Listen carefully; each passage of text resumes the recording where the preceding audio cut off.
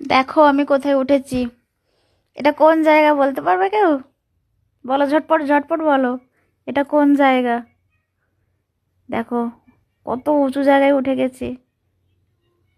Wow, nice view.